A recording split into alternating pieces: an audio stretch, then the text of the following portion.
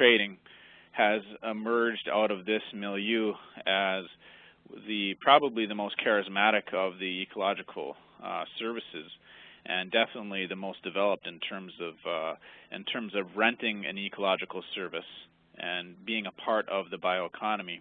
And it crosses over into a couple different sectors of the bioeconomy because it is an ecological service at its base, but also because in unlocking value, you have to engage the land base where carbon is sequestered, and that means forested land base for the bulk of the globe. This is where the bulk of carbon is stored, as well as the oceans. But of course, we're talking about the forests here today. In terms of Canada, the forests are first and foremost, from the First Nations perspective, homelands, and it's where our peoplehood is grounded. 80% of our communities are in the forest or in the bush, as the layman would say. And in terms of the bioeconomy, it is the dominant feature and the dominant source of renewable feedstock in terms of an economic, view of it, but also in terms of the processes that power our society and power ecological services. It is the dominant feature of Canada. In terms of ecological services, carbon trading emerged out of the academic, theories in the late 1990s, where academics were attempting to grapple with the problem of tragedy of the commons, and they were theorizing different ways to value and to then rent the values from, natural processes, of which the revenues would be used to protect the ecological services that were being valued and then rented in some form of market. And in terms of this theory, the carbon market was the first out of the gate and has broke ground, and it is the most charismatic of the ecological services out there right now. It began as a very, very small, market and idea, and the historical trend has been one where we've went from about 17.8 million tons of carbon dioxide, valued at around 25 million, to today's market as of 2009, to where there's 8,700 million tons of carbon dioxide traded. At least there was in the fiscal year 2009, and this was valued at $143 billion. Now, the appreciation rates and the expansion rates of this market are, it's in the thousands of percent, and yet, as Grand Chief Ed John had pointed out, this is a bit fantastical to those of us who live and breathe and work in the forest, because you're talking about trees versus an invisible gas, and markets versus retail transactions and taking stuff out of the forest with your hands. So it's a very, very big conceptual shift. But yet, in saying that, the market has been forecasted, has been documented, and revenues and the market penetration is demonstrated. And in terms of where the market will go, we're looking at substantial gains by 2020 as climate change, as carbon politics, as greenhouse gas emission regulation frameworks catch up with the reality of what many of our elders have said from time immemorial, that we would have to deal with a hothouse Earth, basically. And of course, carbon trading has been set up to do this. Now, if we look at the historical trend, I mean, again, the numbers in terms of the growth from the 17 million tons traded in '98 in terms of translating into billions of dollars, you get $0.025 billion in '98 versus where the market is projected to go by 2020, which is, just under a decade away. We're looking at $2 trillion, or translated into billions, $2,000 billion.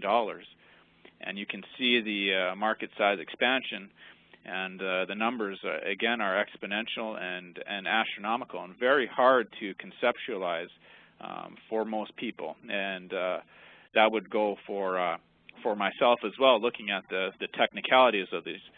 Because what we're really talking about is, in terms of the forest sector, we're talking about 2x4s versus an invisible gas. So if we can compare the Forest Products Association of Canada, their overall revenues in 2009 at $57 billion, and we try and contextualize it with the carbon market in 2009, which was valued at $143 billion, it's a bit like comparing apples and oranges, but I think the 2x4s versus the gas is a more pertinent analogy. It's very hard to conceptualize and to compare, and yet the two sectors are coalescing. And in terms of this coalescence, it's a huge uneven playing field out there right now, and we'll get into this unevenness and look at the trends.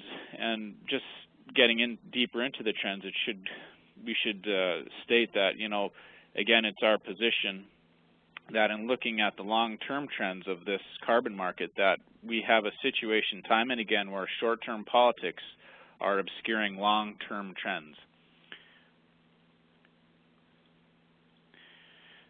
What is driving carbon? Well, the big driver for carbon is energy. And human beings, in terms of global Earth, burn fossil fuel energy or fossil fuel energy equivalents to power the economy and power processes that humans need to live, work, and play with. And if we look at the International Energy Association's forecasts for energy usage demand going into past 2020 to 2035, we're looking at a 36% increase over time. And so when you burn more of this energy, you get more carbon, and you have to sequester this if you want to address climate change. And this is, of course, the main overall driver.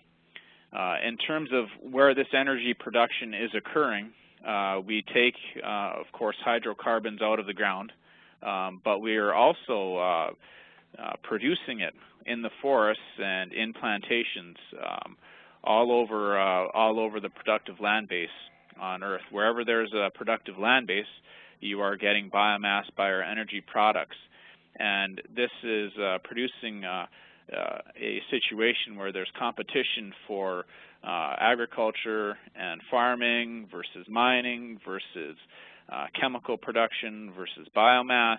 And all of these markets and all of these, I guess, productive needs of humans are coalescing and converging on the land base where we live and work and play.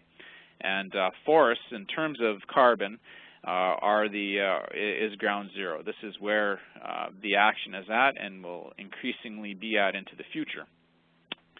In terms of this land pressure, I guess the key figure here that I would like to point out to the group would be this 215 million hectare land deficit by 2020, and this is done by this number was come through an analysis and a project by CIBC World Markets, where they looked at the demands, the land demands for the various sectors of our economy, from bioenergy to agriculture to forestry to chemical conventional energy, manufacturing, and as you can see, biomass demand for our small land size, small planet Earth, is significant in of itself. So the land is not going to just spring out of the ocean, so to speak, like Atlantis. What will happen is the existing land base will be pressured. And that's where First Nations, of course, at least in Canada, and I would argue right all over the Earth, Indigenous people, inhabit and live in their traditional territories, which are mostly characterized as being forest-based. So we're having this situation where land is increasingly pressured to produce energy